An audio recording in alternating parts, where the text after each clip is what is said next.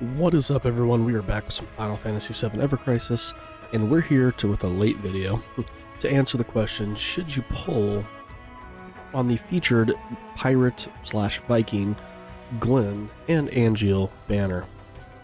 If you're new to the channel, guys, and you like what you see, hit that subscribe button, follow along with what we do here, hit that like button, comment as well your thoughts on the banner, and let's get started. As per the usual with these banners, guys, this is not designed for those of you who, like Glenn is your favorite character and you're going to pull every single thing for Glenn, because if that's the case, just pull on the banner. This is more for those who are trying to figure out how to more efficiently spend their crystals with what they've got. Is this going to complement their team, so forth and so on.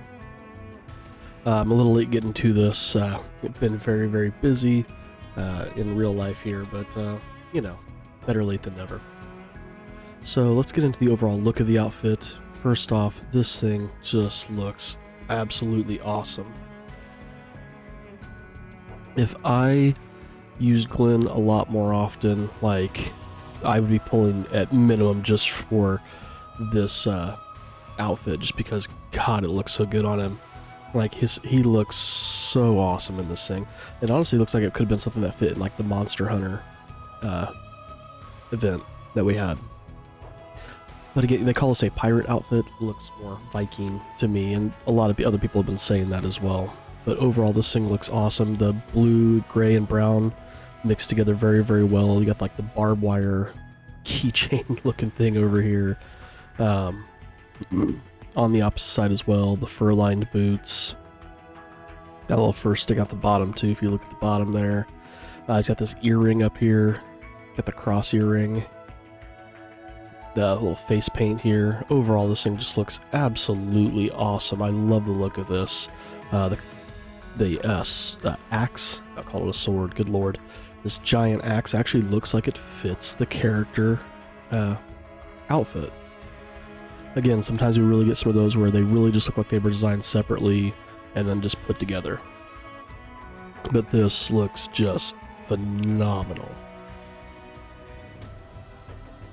But I'm not going to judge it based on looks. Let's also go to stats. So let's start with the Pirate Captain outfit. Offers reprieve. It's always a solid choice, especially when you have a tank. He's going to be, in theory, directing all the damage towards him. He's going to be taking the majority of the damage. If he does happen to go down, he's going to come back up at least one time. With a little bit of invincibility to get him back up on his feet. It also has the Pirate Pauldrons, which is going to offer physical magic defense plus 20%. Again, absolutely amazing for a tank. This stat's amazing for anybody, but especially for a tank. The HP plus 10%, I wish it would have been 15. I think 15 would have been a lot more beneficial here. Especially when you look at some of our newer gear that's been getting 15%. This, I think, should have been 15, just to make it more parable with some of the newer outfits. But again, in theory, you're stacking his HP anyway, so 10% is still going to be a huge chunk for him, let's be honest. So let's go to the Pirate's Glaive. So in its base form, 430% physical non-elemental damage to all enemies. It's going to also apply Provoke to himself for 60 seconds. It's also going to give Veil to himself, 5%, which again of his max HP. So again, buffing up his HP, even better. It also gives us a new stat of HP gain. So what HP gain is going to do, it's going to apply to all allies for 30 seconds. When that ally uses a command ability or ultimate command ability, they are going to get back 4% of their max HP for that 30 seconds. Not a whole lot, but when you're sitting there and you're looking at, you might be at, so let's say you're at 15,000 HP. You're going to be getting yourself back 600, which, not a whole lot, but it's going to help out your healer without going too crazy there. That's also going to provide boost to P-Def and M-Def. Again, absolutely amazing for a tank. Our S abilities, P-Attack, Cross Sigil. Our abilities and S abilities are awesome for this thing. So let's move on then. What happens if you get this thing to OB1? You're up to 520% damage, which again, It's physical, non-elemental. This isn't going to be doing a whole heck of a lot. He's just providing some chip damage. The main thing that's happening here is the provoke, the veil to himself, and this HP gain. You're mainly going to be casting this just to pop off the HP gain and to make sure he has provoke. Maybe also to re-up veil if veils ran out. Your boost PDEF and MDEF have gone up. PDEF is at 32, so if you're main-handing this, which you probably will be, you're at 45% addition to your physical defense, and your magic defense is at a plus 30%. Fairly respectable there. Your HP gain is now at 5% for 30 seconds. Your veil is at 6%. If you go up to OB6, you're doing 670% physical damage to all those enemies. Your provoke is still at 60 seconds, not changing. Veil has gone up to 8% for 50 seconds, which again it started off at 5%, 40. And the HP gain has gone up to 6%. Still for that 30 seconds, but your boost PDEF has gone up to 40. You are very close to level 6. You're sitting at plus 60% to your physical defense. Magic defense has jumped up to 27, so you jumped up to that next tier, 45%. So, looking good there. And then if you do take it to that OB10, 800% damage, whatever. Provoke 60 seconds still, that did not change. Your veil has gone up to 10% for 60 seconds, so now it's lasting just as long as the provoke is, which is great. And that 10%, again, if you've been boosting his HP, is going to be a nice little chunk to provide some buff damage there. The HP gain is at 30 seconds, which again, that did not change. However, it's gone up to 8% of the target's HP. So again, let's use that same thought of you're at 15,000 HP. That's 1,200 HP being gained per ability being used. Nothing to scoff at. Again, is it necessarily breaking? No, but again, it could be that you survive that extra hit before your healer can get the heal off. That could be the difference there. So overall, very, very solid ability, or new ability there. Looking at the R abilities, you've gone up to 46 PDEF, 70%. You mean you're 9 points away from level 7, 80% PDEF increase. Yeah, I mean, he's going to be able to take some hits. And then your MDEF is at 39, so you're at plus 60%. I mean, he's sitting good, especially if you've buffed your PDEF and MDEF using materia, you've buffed your HP in other places. He's going to be sitting solid. He's going to be a very, very hard tank to whittle down. That is for sure. And like I said, the fact he's got that cross sigil, he can actually provide some sigil breaking to help out.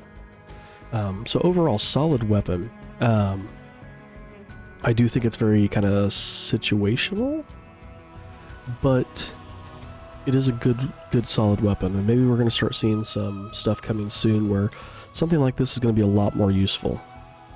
Let's quickly take a look at the new Zac weapon, or Zac? Or Angio weapon. The Mithril Slasher. Oops. I've got some positives and some negatives on this one. So it does 360% magic water damage to all enemies, so we have another magic AoE attack. When buff is granted to self, water resist is decreased. Now, when you look at this in the announcement, it says he already has to have the buff. This is making it sound like when you're giving yourself a buff, which this does give you a buff, so in theory this should proc, which in my opinion, this isn't necessary then. If the weapon's already going to do what it needs to do to make this proc, you don't need it. That's kind of my thoughts on that. This is just extra confusing words. If that's what that means, if it means that when you give yourself a buff that this is going to proc, but the weapon's going to give you a buff, then that makes zero sense to me. Like, just take this wording out and just say water resistance decreased. But anyway, I digress. So at base 5-star form, you're going low to mid, water resist down on all enemies for 20 seconds. It provides boost im attack, boost water potency, im attack, triangle sigil. Taking this thing up to OB 1 or 10 across all enemies, water damage. Low to mid still on the water resist decreased 22 seconds. Provoke is still 60 seconds. Again, that does not change. We're now going up to OB6, 500. Oh, I guess we should look at the R ability, sorry. Im attack is at 42. Again, I'm assuming you're going to be main-handing this thing because it's doing both water resist down and the water damage. So 42 points is going to put you right here. You're getting that plus 30% to your magic attack, and your water potency is at 15, so plus 25% to your water ability damage. You can see that the im attack stays nice and high throughout this entire thing here. We also get a nice strong im attack stat over here. 500% magic water damage still to all but 500%. Nice solid damage for an AoE. The water resist has gone from low to mid to high for 25 seconds. Boost im attack is at 54. You are literally 1 point away from having your magic attack R ability maxed, but you're at 40% right now. And your water potency is at 27, so you're at that plus 40% to your water ability damage. And if you do take it up to OB10, 580% magic water damage AoE. Again, the water resist, here's where my big complaint is. It goes mid to high still. This does not change ever to high. I don't agree with that. Especially considering we're at a point in the game now where, you know, high to high should be where we're ending up at. And honestly, we should probably start seeing very high decrease. But at OB10, we should not be seeing mid to high. As much as I don't want OB10 to necessarily be the point where it switches high to high, I'd rather have that at this point than this mid to high thing. Because now I mean, yes, you're going to be casting twice anyways because this is going to be your main DPS weapon. But still, I think this is a little lame. Boost im attack is at 62. You're fully maxed, getting that 50%. And the water potency 39. I mean, you're sitting here at 55%. I mean, it's a good weapon, but it's got a lot of disadvantages going for it, in my opinion there. So this brings back the main question. Do you pull on this banner? I don't think you pull on it specifically to get the Angio weapon. Guys, this is not a limited banner. You're going to be able to wishlist these weapons. So I don't think that's necessary if all you're wanting is Angeal's weapon. Especially considering when we look at the stamp card, we're back to our regular stamp cards. This is not the Academy one where you're going to have to go to stamp 6 to even get one copy. So that's not as necessary. So is it necessary to pull on this for the Glen? If you're somebody who's going to utilize Glen, I think this is a good one to pull to at least get the armor. I don't think you need to pull beyond page 1. This armor will be self-sufficient in what it's going to do. And then again, you can always wishlist the weapon. You're at least guaranteed the one copy. So, that's a thought. I mean, overall, the banner's good. The problem is it's for a character for me that I rarely use. I basically use them inside the tower that I have to use them in, and in the story mode when he has to be used, but he's not been used in chapter 2 at all, so I don't know. I love the armor. I think it's a great thing to get. If I pull, I'm only pulling to the end of the first stamp card and then I'm stopping there. But that's my thoughts on the banner.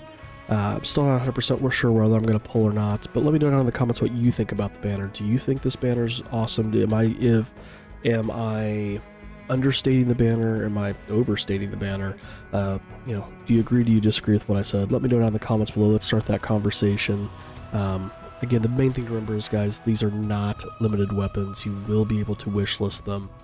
The armor, though, those have kind of been one of those things. Once they're gone, unless they show back up in a later, like, anniversary type pull where you can, wishlist or get the what are they, the tickets for previous armors.